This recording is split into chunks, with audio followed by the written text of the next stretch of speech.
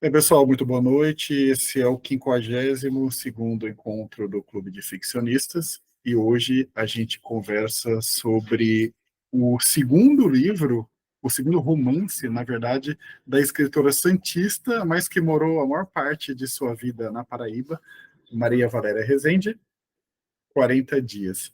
E hoje a gente conta com a apresentação da Gláucia Ventura, nossa coordenadora do Cartas Ficcionistas. Gláucia, a palavra é sua.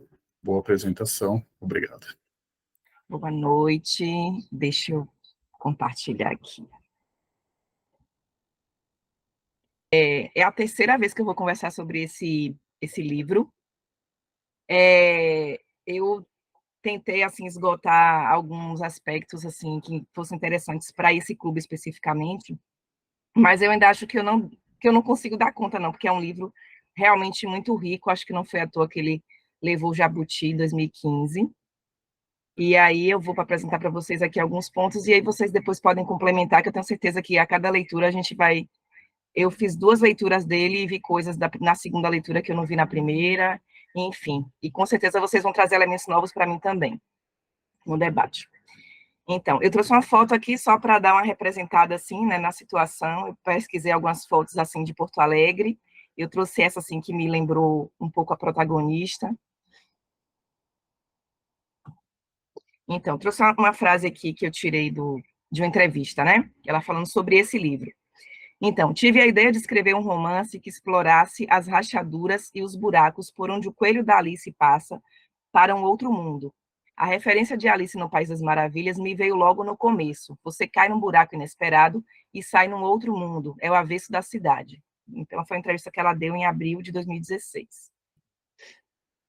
Então, aqui, quem assistiu à apresentação do conto dela não vai ter surpresa aqui, porque eu praticamente repeti, né, a parte da biografia, então, né, que ela nasceu em Santos, em 8 de dezembro de 42, missionária católica, se dedicou à educação popular, primeiro em São Paulo, depois foi para Pernambuco, para a zona rural da Paraíba, e depois para João Pessoa, onde ela reside até hoje. Ela entrou, assim, relativamente tarde, né, no mundo literário aos 59 anos, com a ajuda de Frei Beto, publicando o primeiro livro, que foi o Vasto Mundo, do qual a gente discutiu um conto, né, no Clube de Contos, que foi O Medo, e teve os livros dela já foram premiados, né, ela já teve 3 jabutis, inclusive esse do 40 Dias, né, já teve o prêmio Casa de las Américas e o prêmio São Paulo. Aqui as principais obras, né, Vasto Mundo, que foi o primeiro livro, que é o de contos, que até algumas pessoas dizem que é quase um romance, porque os contos são interligados, a gente discutiu um aqui, como eu falei. Tem o Voo da Guará Vermelha também, que é um livro muito recomendado.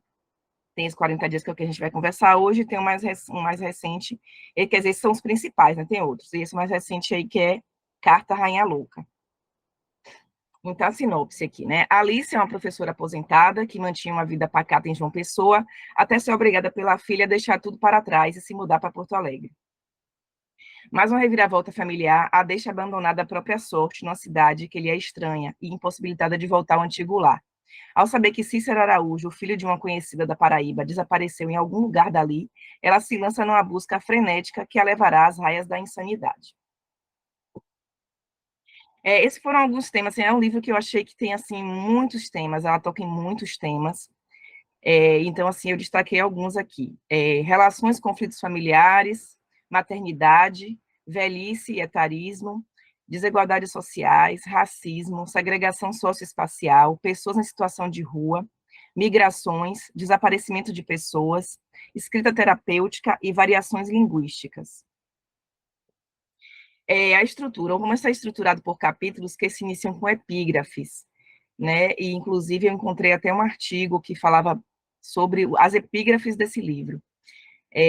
São epígrafes, assim, que são muito bem, assim, que se encaixam muito bem com os conteúdos de cada capítulo.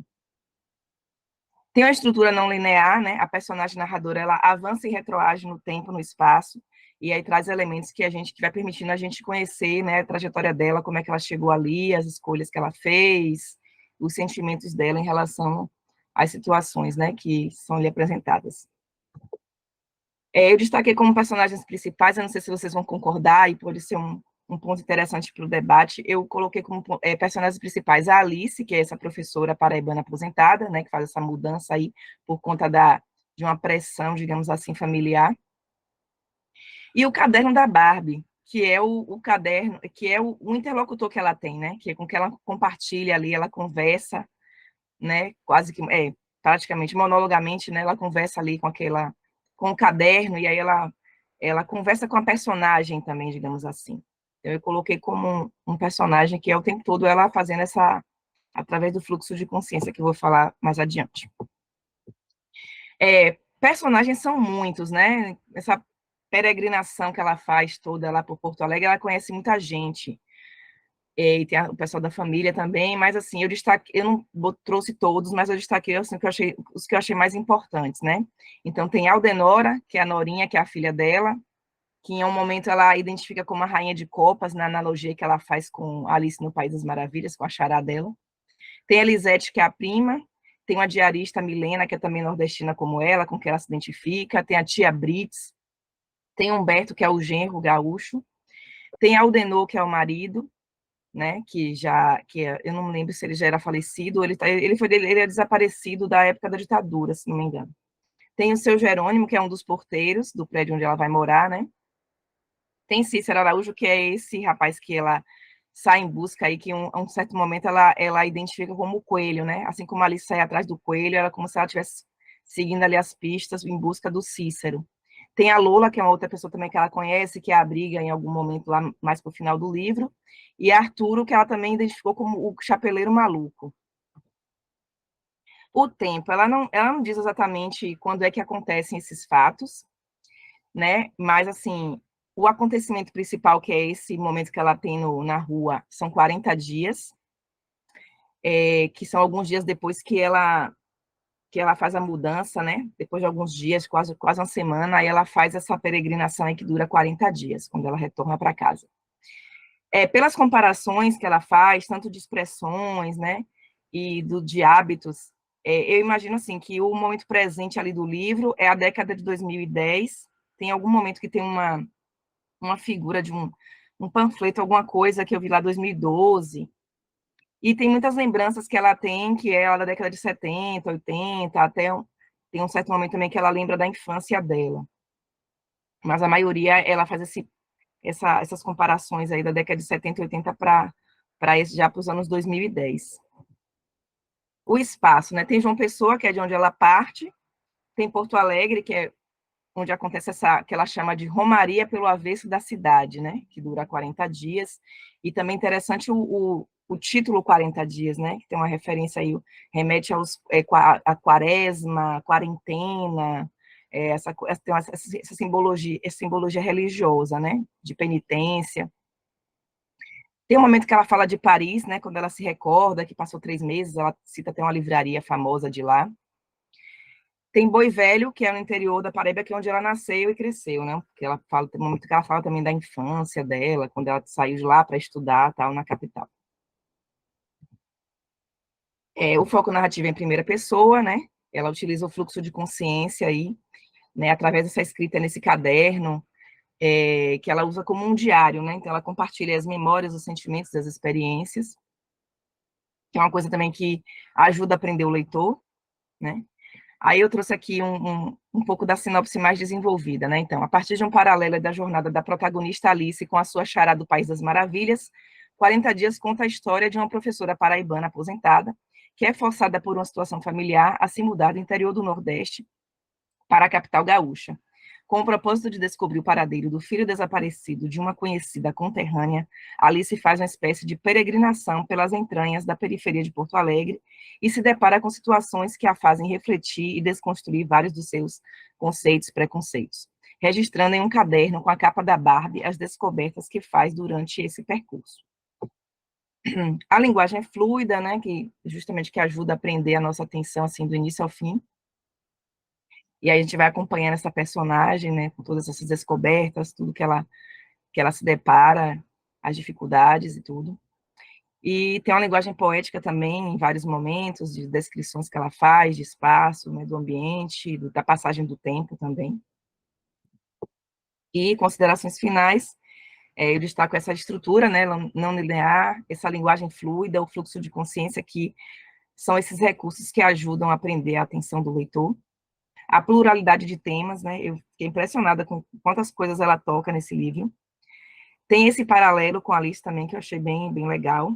E esse final aberto aí, que muitas vezes não agrada a todo mundo, mas eu acho que é interessante esse final aberto para deixar ser construído pelo leitor. E aí eu tenho algumas referências aqui. É um livro que, como ele não é um livro novo, né? Ele é de 2014, tem muitos estudos sobre ele, tem muitos artigos, eu encontrei muito material, mas eu destaquei aqui alguns artigos que eu achei que tinha mais relevância para o nosso caso aqui, né? Que é mais ligado à questão da escrita mesmo. Então, tem esse aqui, a escrita, a cidade e a escrita do corpo em 40 dias, achei interessante. A Alice sobre si mesma e sobre sua quarentena também fala muito sobre a construção da personagem, fala do papel da mulher, um papel feminino, uma personagem feminina, e aí foca na Alice, na filha, e na Alice do País das Maravilhas, e na própria Barbie também. Deixa eu ver o que mais. E tem outros 2 artigos aí de jornal, de revista também, que eu achei interessante. E é isso, obrigada, está aberto o debate. Muito obrigado, Glaucia. Então a gente começa com o Alexandre. Boa noite, gente. Eu nunca tinha lido nada dela, não conhecia ela, mas assim, eu não sei se eu estou doido, mas eu fiquei com a impressão de que ela já leu e se inspirou e até homenageou o Bolanho, porque tem muitas coisas assim que me fazem pensar nisso. Por exemplo, a profusão de personagens no livro, a temática de ser o enredo ser em busca de uma pessoa que está perdida, então ela vai, ao longo de todo o livro, buscando essa pessoa. Aquele personagem Arturo, que é muito comum no Bolanho também, como um alter ego dele. O fato de ela estar vagando por muitos lugares, o fato de ela fazer citação de vários escritores. Então, muitas passagens do livro, eu fiquei com a impressão de que eu estava vendo alguém que leu, amava e até tentou homenagear o Bolanho. Mas eu não sei, pode ser uma loucura da minha cabeça. Agora é o Alberto. Vai lá, Alberto. Nossa, não estou vendo ali, pensei que tivesse mais gente. Eu adoro o Bolanho. Nossa, eu não tinha pensado nisso, mas é verdade. O Arturo Belano, que é o alter ego dele, né? E o Detetive Selvagens tem essa busca, né? E em outros também, é muito bonito. Eu acho que o livro, eu não sei se seria um personagem, Glaucio, mas eu acho que tem uma presença muito grande dos livros, assim, na vida dessa personagem, né? Porque ela não se preocupa tanto em colocar comida naquele carrinho que ela acaba comprando, né? Mas ela coloca livros, né? Que ela vai no sebo e coloca livros, né? E tem uma parte muito bonita que ela faz uma cama de livros, mas acho que ela, quando está com a Lola, né, na casa, né? Então é bonita essa parte, né? Ela faz uma cama para Alice, né? Com livros, assim, é bem bonita essa parte. E é engraçado que não é uma linguagem poética, mas é uma situação poética que eu gosto muito mais de você criar uma situação poética do que você utilizar uma linguagem poética, entendeu? Eu acho que nesse livro tem isso, assim, porque eu não gosto muito, assim, principalmente quando exagera muito, ou quando é do início ao fim, essa coisa pesada de linguagem poética, eu fico um pouco enjoado. Mas quando você utiliza uma imagem poética, ou você cria uma situação, uma cena, assim, onde você vê poesia, é muito bonito. Eu acho que é isso, a coisa dos livros. E o Arthur, ele é um personagem muito interessante. Tem uma parte muito bonita que ela leva uma revista toda encebada, que tem uns poemas do Borges, né? E que ela vai mostrar para ele também mais uma bonita imagem, assim, mas ele se recusa a ler, ele não quer ler, né? E talvez tem essa coisa do tempo nesse momento, porque ela descobre que ele era um tupamaro, que ele não queria voltar para a Argentina, então se tem essa talvez um marco temporal aqui.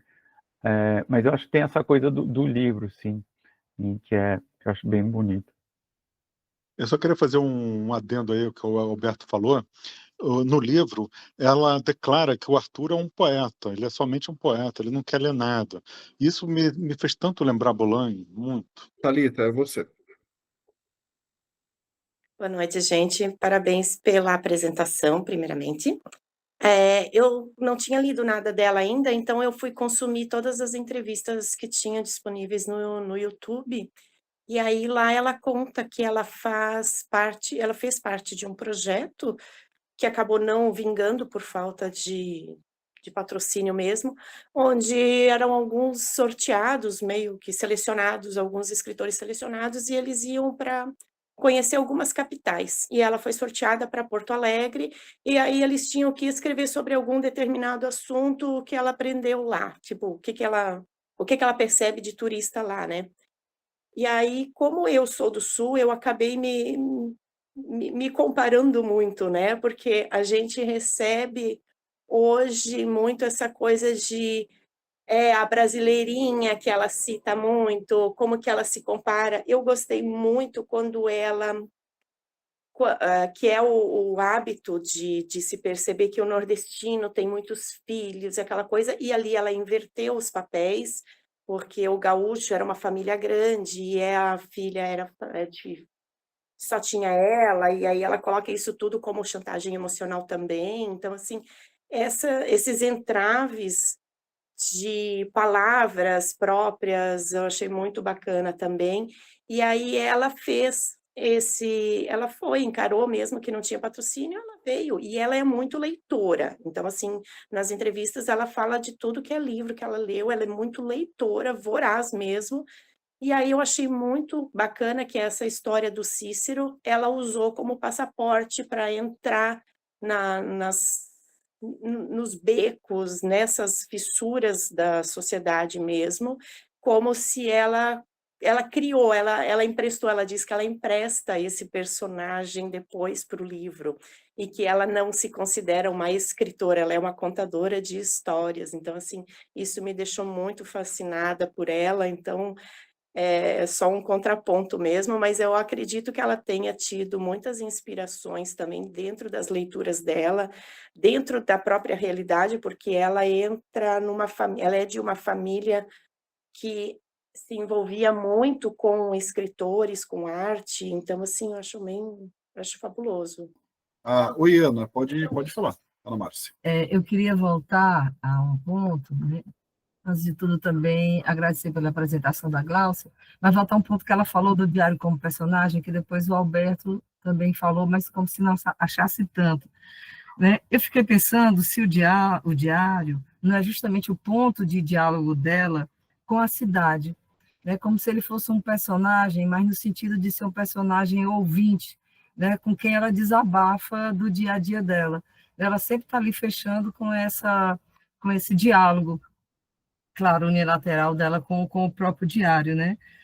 E aí eu procurei ler alguns comentários sobre o livro dela, e num deles eu vi que uma pessoa fala que era como se o diário funcionasse como uma boneca que ela nunca teve, né? E que seria a relação dela com o caderno seria justamente uma comparação com isso, né? Como se fosse com a infância dura que ela teria tido no sertão, né? E aí o diário fosse aquela boneca que ela nunca teve, né? Quase como uma espécie também de um anticlímax no que vai acontecendo no dia a dia com ela. E eu fiquei com essas dúvidas e queria maturar um pouco disso aqui com vocês. O que é que vocês acham? É a Maria. Tem duas questões, eu acho. Eu gostei muito da leitura, achei no começo bastante agoniante, né? Aquela coisa de não querer. E aí, como eu estou com 64, né, e eu estou nessa militância com essa questão do etarismo e do respeito à idade, respeito, enfim. Então, eu fui me identificando com ela e foi me dando angústia, assim, até a hora que ela sai. Quando ela sai, eu saio com ela para a cidade, e aí eu adorei essa viagem perdida, assim, sem volta, né? Apesar de que em vários momentos eu tinha vontade de dar para ela o endereço. Como que não tem o endereço de casa? Que aflição, tem que ligar para a prima e a cobrar, e não tem orelhão. Achei essa viagem muito, muito interessante, muito interessante.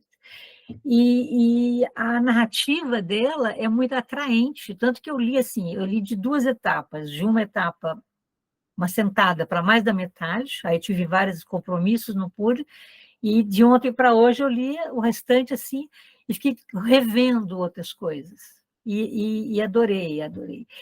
Aí eu queria aproveitar que tem, acho que a Thalita, né, que é gaúcha, eu marquei aqui, eu estava procurando nas páginas, mas não vou achar agora. Ela usa uma palavra que eu não sei por que ela usa, que é terens, que aqui em Minas a gente chama de trem, né? Os meus trens, pegar os trens. Aí ela usa terem. Na primeira vez que eu vi a palavra no texto, eu achei que estava errado, alguma coisa de diagrama, sei lá, pensei. Aí depois eu achei a palavra mais uma vez, pelo menos uma vez que eu consegui marcar mais uma vez. Existe esse terem? Terem? Por que será que ela usa terem? Eu sou de Santa Catarina, na verdade. Então, assim, aqui dentro do sul, Santa Catarina, Paraná e Rio Grande parecem três países, de tão diferentes que eles são. Então, assim, não, aqui é muito alemão, Paraná é muito russo e gaúcho é gaúcho, gente, não tem outra história. Não tem como comparar com ninguém. Mas o terem eu não conheço. Talvez seja alguma coisa muito próprio deles. Eles usam muito o tri, o bar, o tchê, isso é muito comum do pessoal que vem para cá também morar para cá ou de turista, isso é muito, tu já conhece, você já consegue identificar só pelo trejeito e é aquele sotaque muito carregado, bem difícil de acompanhar. Mas assim, o terem não consigo associar, não consigo te explicar não, tá, Márcia? Maria, desculpa. Andréia. Oi, gente. Primeiro eu vou dizer que a apresentação da Gláucia foi excelente, sucinta, com os principais pontos, achei muito bacana. Eu gostei muito do livro, eu também li pela primeira vez essa autora, não conhecia, já estou com vários dela na lista, e eu achei muito legal essa linguagem de conversar com o caderno, acho que todo mundo que já teve um diário na vida, em qualquer fase, deve ter experimentado isso, e eu achei que esse elemento, esse personagem que é o caderno, é o fio condutor da história toda, porque ela quer sempre voltar para contar para o caderno, né? Então, foi uma percepção que eu tive. Também gostei muito das misturas de palavras, né? Das palavras que ela não conhecia, gaúchas, e que aquilo foi uma surpresa. Eu achei que ela tratou isso de uma forma que não foi para o lado do preconceito, né? Sul e Nordeste e tal. Ela foi falando mesmo das diferenças, isso eu achei legal. E os terens, eu acho que é uma coisa mais nordestina mesmo, de pegar seus terens e sair por aí, sabe? Suas coisas, juntar o que você tem de mais importante, que no caso dela eram livros que ela comprou no sebo e algum dinheiro, o cartão do banco, sabe? Seus terens. Acho que é isso mesmo.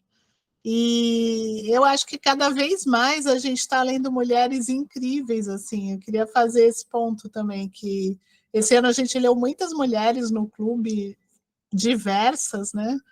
E que está sendo legal ver essa literatura se sobressaindo aí. Agora o Léo. Oi, gente, boa noite. Agradecer mais uma vez a Gláucia pela apresentação, também achei ótima, sucinta, pegou todos os pontos interessantes da obra, e eu fiquei assim, eu comecei a ler e o começo eu fiquei muito vidrado essa semana no livro, pela questão muito da falta, eu acho que de pontuação e de também travessão o como ela conseguiu escrever e se fazer entender, mesmo não usando essas convenções que são muito tradicionais, né? Porque, às vezes, no mesmo parágrafo tem a fala de uma outra pessoa, às vezes indicada ali só com a letra maiúscula ou sem letra maiúscula, sem nada. E em alguns momentos eu tive que voltar, não vou dizer que isso foi totalmente perfeito, mas eu acho que desde o começo, principalmente, que não tem essa separação ou essa organização bem de uma norma padrão culta, né, que a gente segue, foi bem feita, porque você entendia ali quem estava falando o quê, quem estava sentindo o quê, e isso me despertou, assim, uma curiosidade sobre a escrita dela. Eu fiquei bem vidrado com isso, mas só pontuar isso. Não sei se vocês perceberam ou se as pessoas também sentiram um pouco de estranhamento com isso, porque às vezes é também um olhar que a gente, de quem lê muito ou de quem não lê tanto, não sei. Eu li o livro já tem um tempo, foi o primeiro livro da Maria Valéria Rezende que eu li, e depois eu li O Voo da Guará Vermelha, e eu achei, inclusive, que ela, em termos, já que a gente vai analisar a escrita, ela constrói uma forma de linguagem, de texto muito distinta nas duas obras que eu li dela, de acordo com aquilo que ela quer passar em cada livro, né? E aí esse dos 40 dias, porque eu não vou falar do Voo da Guará Vermelha, porque eu só digo que é excelente, vocês precisam ler, mas nos 40 dias, ela coloca uma escrita como se ela tivesse mesmo acontecendo naquele caderno, que não é exatamente um diário, né? Porque ela escreve depois do acontecido, mas, e por isso, inclusive, que ela tem esse vai e vem no tempo quando ela escreve, porque ela já está narrando depois do que ocorreu, né? Mas como se estivesse conversando com esse caderno. E acho que daí também é essa linguagem que o Leonardo falou, né? Que se parece muito como se ela estivesse fazendo um desabafo ali naquele caderno mesmo. Mas, assim, também é um livro que eu falei aqui da escrita, mas eu acho que é um livro que me impactou muito, porque conecta dois temas importantes de dois universos invisíveis, né? Que é o da pessoa idosa e das pessoas de rua. E são pessoas esquecidas, abandonadas pela sociedade, e aí ela constrói uma conexão entre essas pessoas.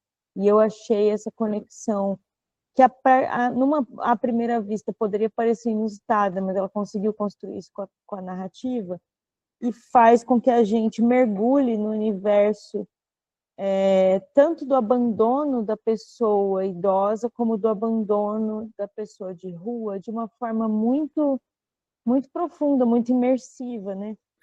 É a primeira vez que eu leio também, né, a Maria Valéria Rezende, assim como muitos têm dito aqui, mas eu queria dizer assim que eu achei muito bacana a forma como ela conta essa história, né? Para mim, ela usa essa estratégia do diário para contar, né, a história da Alice. E para mim ela foi muito assertiva, assim, pelo menos me remeteu muito, né? Alguém falou aí a época em que eu escrevia diários, né? Que eu pregava papelzinho de balinha que eu ganhei de uma amiga, um papel que lembra uma determinada situação, e é muito o que ela faz aqui, né? Ela vai pregando ao longo, né? Ela vai anexando ao longo aqui dos capítulos, papéis que ela vai encontrando aí nessa peregrinação dela, né? E é isso que mostra para a gente um pouco desse percurso que a Alice fez, né? Que a personagem fez. E a outra coisa são as epígrafes, né? As citações que começam também aqui o diário. Eu também tinha esse hábito de começar o diário escrevendo algumas citações que eu achava bonita ou que me parecia relacionar com o fato que eu queria narrar no diário. E aí eu achei, né, essa estratégia dela muito bacana. Achei, assim, apesar de uma linguagem, pelo menos para mim, aparentemente simples, ela fala de temas muito complexos, como já foi apresentado aí, né, pela Gláucia, se eu não me engano, pela Gláucia, mas de uma forma muito leve, assim, e até cômica. Eu tive um pouquinho, assim, de dificuldade no começo, falando, como o Leonardo falou, por causa da pontuação, né? Mas eu amei o livro. Eu achei o linguajar dela assim, bem fácil, né? E os temas que ela trata, apesar de serem assim, pesados, ela trata de um jeito até engraçado. As situações que ela coloca, do jeito que aconteceram, acabam sendo engraçadas, mesmo sendo perigosas. Bom, eu gosto muito da linguagem, do vanguardismo da linguagem, assim, né? Da ousadia, não sei se vanguardismo, mas da linguagem, né, que vocês já apontaram. Eu associei muito, vinha muito à minha cabeça o Ulisses, o Finnegans, o Esperando Godot, tipo assim, eu fiquei pensando. E eu cheguei a brincar um pouco com o livro, que eu lia um pouco, e eu também lembrei muito do Galáxias, do Haroldo, né? E aí, tipo, eu deixei separado aqui um trechinho dessa brincadeira que me tocou muito, que eu falei, gente, tipo, faz muito sentido, tem muita ligação com a história que ela tá contando. Ele fala assim, cheiro velho, cheiro de coisas velhas, velhagem, velharia, revelho, velhos da velha, esse bolor em lenços de linho gasto, esse olhor de alfazema e papel fanado pergaminhado, plissado, gatos se espreguiçam nas ruínas romanas, gatos sem cor alimentados por mãos de velhas no sol do ferragosto, as mãos carquilham como cera ao sol e velhas de chapéu obscenos varando o pátio de Los Leones, fotografam-se contra a pedra leonada, uma algazarra de gárgulas cacarejando. Enfim, vou parar por aqui porque é muita coisa. Mas era só isso que eu queria falar. Obrigado e buenas. Mas uma coisa me chamou a atenção com os comentários de todo mundo, o quanto a maioria das pessoas que comentou aqui diz ter lido a Maria Valéria Rezende pela primeira vez. Aí eu fiz uma conexão justamente com os temas que a Gláucia trouxe na apresentação, parabéns, Gláucia, com relação à autora, né? Esse foi o primeiro livro dela, e os temas que ela traz de etarismo, a mulher que provavelmente a personagem Alice tem 50 e poucos anos, foi a idade que Maria Valéria começou a escrever, e eu acho que ela trouxe esses temas aí assim, de propósito, né? De uma professora. Maria Valéria Rezende, a gente sabe que ela não é da academia, mas ela é uma devoradora de livros. Eu fiz uma oficina com ela mês passado, pelo Museu... esqueci o nome, de São Paulo agora. Enfim, foi uma oficina mês passado, que esse mês foi com Carrascosa agora, e o mês passado foi com ela. E o quanto que ela lê, ela só lê, ela não assiste TV, ela não assiste filme, ela mesmo diz, né? E ela lê demais, ela pede para os alunos dela mandarem os livros, caso sejam escritores, porque ela quer ler, ela traz muito dessa riqueza para a linguagem dela, isso é muito claro quando você conhece a autora. E eu acho que isso está muito presente nos temas do livro, da linguagem que várias pessoas disseram aí, né, de ser uma linguagem diferente, talvez mais fora do padrão, e isso é muito da própria autora também. Por exemplo, tem uma fala dela que eu coloquei entre aspas, que ela deu na oficina, que é que o escritor não deve se submeter às determinações da teoria, que ela diz que quem não consegue escrever literatura, escreve teoria da literatura. Foi que escrever, para mim, é muito sofrido. Eu nunca gosto da escrita, e eu tenho alguns cadernos, eu tenho cadernos de emoções, eu tenho vários cadernos, e ela coloca isso logo lá no começo, quando a prima recrimina dela levar aquele caderno, achando que ela vai dar aula, que ela vai continuar dando aula, aí ela começa a ficar na obrigação de escrever. Isso também me tocou muito, muito forte. É só para pontuar isso. Muito obrigado, Maria. Alberto. Então, eu queria voltar para essa epígrafe, que não é epígrafe, é uma falsa epígrafe, né? Porque é um elemento muito interessante, porque ela começa o capítulo, não com epígrafe, ela começa o capítulo com pequena, uma frase cortada, né? Ela começa a frase, corta a frase, vem a epígrafe, e depois ela retoma essa frase exatamente como começou, né? Então, a epígrafe, na verdade, não é uma epígrafe, e tem um momento do texto, e eu acho que é muito interessante essa estratégia dela, e não tem ponto, né, nem vírgula, ela corta a frase e vem a citação, né? E tem essa coisa dela entrar na livraria, ou dela pegar e escrever coisas daquele livro, né? Ela fala assim que ela não roubou nada, que ela só roubou as palavras. As palavras ela roubou, né? Mas os livros ela não roubou. Então aquilo não é da Maria, da autora, é da personagem, né? Por isso não são epígrafes, né? Acho interessante esse elemento que entra no texto. E tem um segundo elemento que ninguém falou até agora, que não rola, né, no e-book, eu fico com raiva, porque são esses elementos gráficos, essas anúncios, essas coisas que é o que ela vai catando, né, colocando provavelmente e é bem interessante, porque ela é bem legal, né, quando você tem esses elementos, e que dialogam com as palavras, esses elementos não literários, não escritos, né? Mas que fazem parte daquela história. E só queria voltar para o Arturo, que eu acho que é um personagem tão bonito, e tem uma situação... Eu só queria ler um trecho, que eu acho que eu não completei meus 5 minutos, eu acho que nem vou completar, que é quando ela volta e reencontra ele, eu acho que é pela segunda vez. Eu não sei dizer a página, porque eu estou com um e-book aqui, mas é curtinha, assim. E é bonito que tem a questão da língua aqui, né? Que é muito triste, porque ele perdeu a língua dele e também não tem a daqui. Ele perdeu o espanhol, mas também não tem a língua portuguesa. Então, é assim: lá estava Arturo e seu mate. Sentei-me naturalmente a 1 metro dele. Volviste, e ela escreve errado, volviste, errado, porque em português, em espanhol seria com V. Ela escreve volviste com B, como se fosse um portunhol escrito, ou algo que não é nem portunhol, nem espanhol, nem português. Volviste, necessitas um mate. Aceitei o chimarrão e o portunhol sabendo-me bem. Quem era Arturo? Pus-me a indagar, primeiro indiretamente, as respostas dele esquivas, eu aos poucos ousando mais. Ele desconversando, cedendo algum indício. Outro. Quando escureceu e as luzes dos postes se acenderam lá fora, eu já sabia o bastante. Sim, montoneiro na juventude. Os companheiros desaparecidos, caindo mortos rente a ele.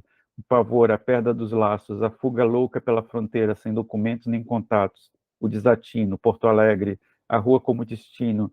Quisera ser poeta. Sim, quisera ser poeta e tratara de aprender decorando páginas e páginas de Borges a Neruda, de Juan Inês, de Ibarburu, de Mistral a Guillén, e outros, e mais outros, todos.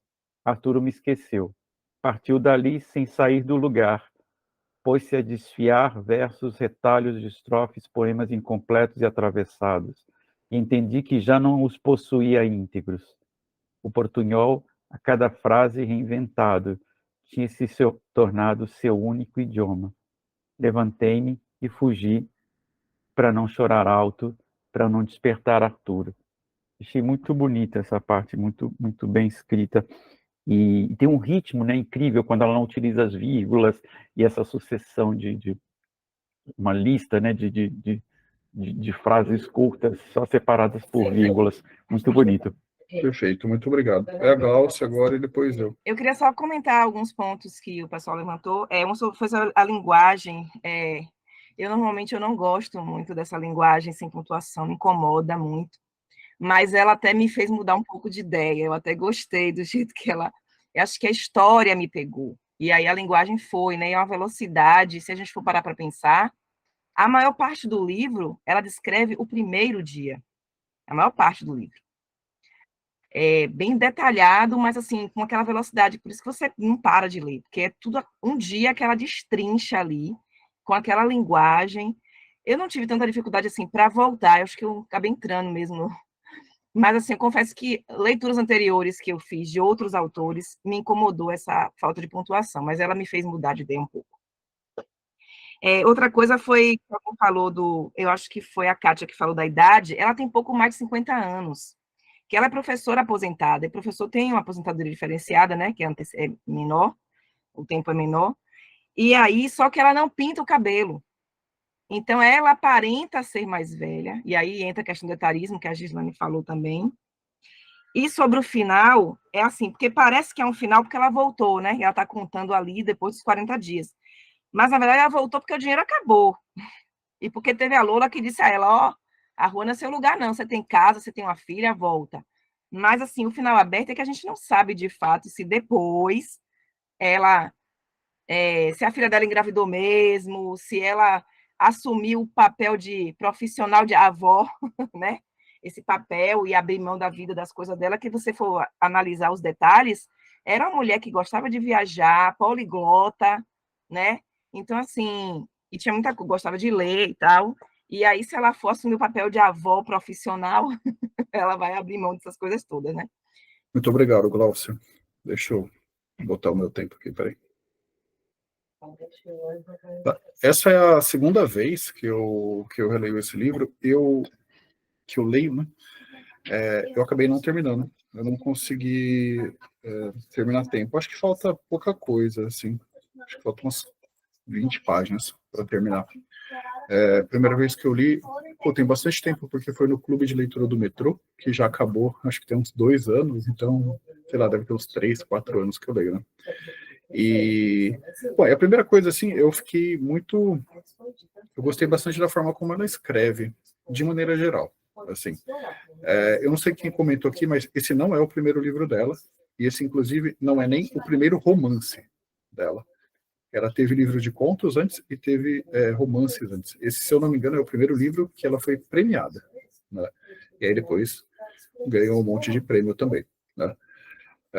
Então, assim, é uma pessoa que domina bem técnicas narrativas, né? Não sei em que contexto há esse debate sobre academia e sobre técnica, etc., mas claramente alguém que conhece umas estruturas mínimas aí. Não é alguém que simplesmente senta e começa a escrever espontaneamente, digamos assim. Eu gosto muito da questão, que eu acho que é um problema muito, muito grande na literatura hoje, que é a questão do endereçamento, né? Então, assim, a gente sempre, ou, enfim, uma boa parte das pessoas, quando lê, quer tentar entender, tá, mas aqui vem esse livro, né? Com quem que ela está falando? Para quem que é esse texto, né? Não existe mais aquela coisa de antigamente, assim, que o livro bastava por si só, né? Eu vou simplesmente ler as páginas que estão aqui e pronto, né? A gente quer entender para quem que é esse discurso, né? Eu acho que ela resolve bem isso, criando a Barbie, né? Como uma personagem para ela dialogar, né? Inclusive, a gente já percebe aí uma grande dicotomia entre ela e a Barbie, né? Todo tipo de dicotomia que a gente pode imaginar. Uma é uma pessoa real, a outra é uma boneca. Uma é uma pessoa idosa, a outra é uma jovem. Uma é uma pessoa que está viva, a outra que eternamente vai ficar fixada naquela aparência, né? Nunca vai mudar. Então, eu acho uma que é móvel, né? A Alice, ela se movimenta para todo lado, e a Barbie não, né? Então, eu acho isso bastante interessante, né? Eu acho que dá para chamar de um diálogo, assim, muito embora a Barbie, obviamente, não responda, né? Eu gosto do fio condutor também, o pessoal falou muito da Alice, né? De fato faz muitas referências, né? O Alice no País das Maravilhas, mas, assim, a busca dela é muito mais o fio condutor da história é essa busca pelo Cícero, né? Então, não tem só a referência da Alice, tem até quase uma questão da Odisseia também, e citaram aí também o Bolanho, né, que eu não conheço, mas eu acho que a questão do desaparecimento é bem relevante aí também. Coisas que eu achei que não funcionaram muito no livro. Eu acho que em determinado momento ele começa a ficar muito arrastado. Assim, eu acho que lá para do segundo terço do livro para o final, assim, a parte que ela está na rodoviária, por exemplo, né, depois que ela dorme lá na praça, e quando ela vai... enfim, é uma descrição assim que eu acho que já começou a dar muito, assim, tem umas 40 páginas aí que eu acho que estava meio que sobrando, assim, sabe? Quando você já está ganho para a leitura, tudo bem, você vai para o final porque ela aparece lá da metade para frente, né? Mas se você está um pouco vacilante, assim, eu acho que fica um pouco pesado isso daí. Mas isso eu nem acho que seja uma questão da pessoa que escreve. Eu acho que tem muito um papel aí do editor que pode sugerir esse tipo de corte, assim, e que normalmente, hoje em dia, me parece que não fazem. Os editores, eles nem sempre eles dão a devida atenção aos originais dos autores, né? A companhia os faz, eu não sei se nessa época a Alfaguara estava fazendo isso, ou se simplesmente eles acharam que não era um problema, assim. Mas isso aí foi uma coisa que me cansou um pouco. Mas fora isso, é um livro que eu, inclusive, recomendo para muitas pessoas, assim, estava até recomendando para minha mãe, aí, que ela estava à cata de livros para ler. André, é você agora. Só vou fazer mais um comentário rapidinho, que eu achei bem legal como que ela tratou os pontos sobre a ditadura, né, com o marido, né, que sumiu, sei lá o que aconteceu com ele, o fato de dar guarida, né, para as pessoas lá enquanto ela estava casada com ele, e quando ela fala do Arturo também, né, ela fala de um jeito que não é panfletário. Eu achei isso bacana, porque é muito difícil eu tenho muita dificuldade de escrever coisas panfletárias sem ser panfletária, seja contra, né, essas coisas todas que a gente está vivendo aí, nessa vida reaça, que tomou conta da gente, do país todo. Então, assim, é muito difícil quando você vai argumentar, você colocar isso na ficção sem ser panfletário, e eu acho que ela faz isso bem. Perfeito, Andréia, muito obrigado. Eu tenho ainda, talvez, 2 tópicos ou 3 para falar sobre a obra, né? Então, quer dizer, o primeiro, é interessante ver, né, essa mulher, essa protagonista, que sai pela rua e passa a viver uma situação de morador de rua, né? E evidentemente que ela vai lá para as favelas, vai para os ambientes assim mais difíceis, né? E é interessante porque ela consegue refletir, talvez pela própria experiência da autora na sua evangelização, né? Ela consegue refletir a solidariedade que existe nos ambientes mais difíceis, né? Quer dizer, nesses ambientes mais difíceis, as pessoas se apoiam, né? Ela, sei lá, uma mãe manda um filho junto com ela para poder ir num certo lugar, né? Quer dizer, de qualquer maneira, a solidariedade é um valor que existe ali e que transparece muito bem na narrativa, né? Outra coisa também que eu gostaria de ressaltar, é sobre a temporalidade do livro, né? Porque a literatura moderna, ela, de alguma maneira, elimina a linearidade no tempo, né? Talvez lá antigamente, no século XIX, a gente tivesse as coisas assim mais temporalmente bem delimitadas, bem desenvolvidas, né? E hoje, talvez, essa temporalidade linear só subsista nas biografias, né? Porque, na verdade, se você faz as coisas dessa maneira linear, parece que você não tem tanta habilidade assim, em surpreender o leitor essas coisas. Mas é interessante isso aí, porque eu li o livro, né, pela primeira vez, e hoje eu estava de novo nos primeiros capítulos, só para realmente aquecer um pouquinho, porque faz uns 10 dias que eu terminei, e eu percebi uma coisa sobre essa questão da temporalidade, sabe? Em vista de você começar um pouco lá na frente em relação à história, né? Você vê, por exemplo, que na página 17, em que ela está esquentando as turbinas, né? Ela fala, por exemplo, no celular do morto, sabe? Ela fala no celular do morto. Quer dizer, o celular do morto, que é aquele morto que ela encontrou lá, né? Na página, sei lá, o livro tem 250 páginas, ela encontrou o morto na página 200, mais ou menos, sei lá. tá certo? Então tem o celular do morto aqui, quer dizer, eu não tenho condições de interpretar isso aqui nesse momento. Ela pensa, inclusive, em carregar o celular do morto. Aí também tem uma questão lógica, né? Porque se ela vai carregar o celular do morto, ela teria que ter, talvez, a senha do morto. Quer dizer, bom, mas tudo bem, ela pode também ter essa velleidade, né? De tentar ver se tem alguma mensagem para o morto, aquela coisa toda. Mas é só para dizer, por exemplo, quando você quebra a temporalidade, realmente algumas coisas ficam difíceis assim para o leitor também. Mas, sei lá, o leitor também vai participar de uma dança, ele pode também imaginar qualquer coisa aqui, mas tem essa coisa. Então, isso aí suscita uma situação de que você quase que tem que ler 2 vezes o romance, né, para você realmente aproveitar em toda a sua potencialidade o que o romance tem, né?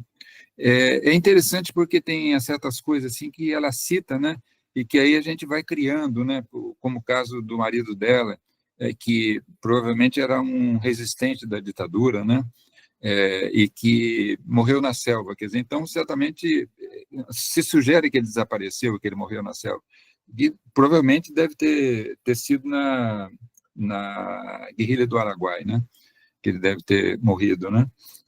E eu também concordo com o que o Ferroni falou sobre o certo arrastamento que existe num certo momento, sabe? Eu também fiquei assim, um pouco meio tendo sono um pouquinho, porque a situação já estava conhecida, já estava dada e as questões começavam a se desenvolver de maneira igual, né?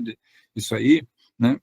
E pode ser um problema do editor, viu, Ferroni, mas algumas vezes o editor quer cortar e o autor não quer cortar, né? Tem isso também, né? Porque, no fundo, é muito difícil cortar, né? Realmente, né? Tanto é que a gente tem a famosa frase do Machado de Assis, né? Quer dizer, para fazer uma boa literatura tem que se usar mais a tesoura do que a pena, né? Porque é muito difícil você realmente, depois de ter trabalhado um texto, ter que abandonar aquele texto, assim, e tal. E quando você abandona, você manda algumas pedras preciosas para o ralo, realmente, né? E sobre a maneira dela desenvolver, por exemplo, os códigos da linguagem, né? Por exemplo, usando vírgula e usando uma letra maiúscula para quando uma pessoa vai falar, por exemplo, um diálogo, né? Quer dizer, é uma outra convenção, porque a convenção do travessão é uma convenção que veio lá, em algum momento também foi criada essa convenção, né? Ela maneja de maneira, assim, superior, né? Quer dizer, realmente muito bom. Quer dizer, em linhas gerais, um romance realmente excelente, né? É isso. Eu deixo a Gláucia fazer algumas considerações finais. Que tal, Gláucia?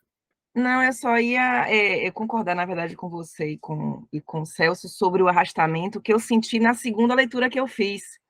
Na primeira eu não senti, porque eu estava conhecendo a história, mas na segunda leitura que eu estava fazendo mais atentamente, para poder pegar mais alguma coisa sobre os personagens, né, ali selecionar os personagens mais importantes e tal, eu senti, assim, mais assim, eu não diria nem o segundo terço, assim, eu acho que o último terço do livro que eu senti um pouquinho, assim, já cansativo, assim, mas porque eu já conhecia, né, então relendo, assim, mas assim, na primeira leitura eu achei ótimo, fui com o André ali naquela leitura quase não sentada, assim, me lembro que a primeira leitura eu fiz em poucos dias, como eu fiz no mês passado, aí eu quis reler agora nesses dias aí, para poder fazer a apresentação.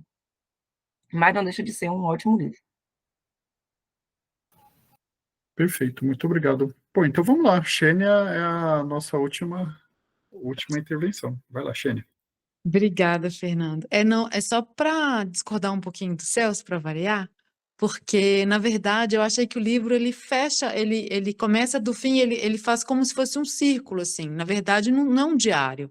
Ela chega, ela volta e começa a contar tudo o que se passou nesses dias em que ela esteve fora. Tanto que ela começa a pregar, né, no caderninho dela, as coisas que ela foi recolhendo, onde ela foi anotando as epígrafes, e ela começa a falar do morto e tal, que a gente só vai saber quem é no final. Mas é porque ela está contando quando ela já chegou. Então, assim, não é eu acho que é uma opção, né, literária dela, uma opção da narrativa dela, de começar já do final, e aí quando você vai ler de novo, quando você termina e lê o primeiro capítulo, tudo se encaixa, mas no primeiro capítulo, quando você chega e começa a ler, você já fica assim, peraí, do que ela está falando? E aí você continua a ler. Então, para mim, aquilo foi um estímulo para seguir a leitura, para saber do que ela estava falando. Me senti perdida? Sim, mas eu gostei disso, não achei, não criticaria. Na verdade, para mim foi um estímulo a seguir a leitura. E quando você vai ver de novo, fecha o ciclo certinho, assim, realmente tudo que ela está contando no final é uma pessoa que chegou assim, e ela precisa escrever sobre aquilo. Aí ela pega o caderno e começa a escrever tudo que se passou. Então não é um diário, é um livro, é um caderno de memórias, né? E então eu amei esse livro e não foi a primeira vez que eu li, eu já tinha lido para outro clube, mas para mim, virei fã de Maria Valéria Rezende. Muito obrigado, Xênia. Bom, pessoal, muito obrigado. Boas leituras para vocês aí, bom descanso, tá bem? E nos vemos nas próximas.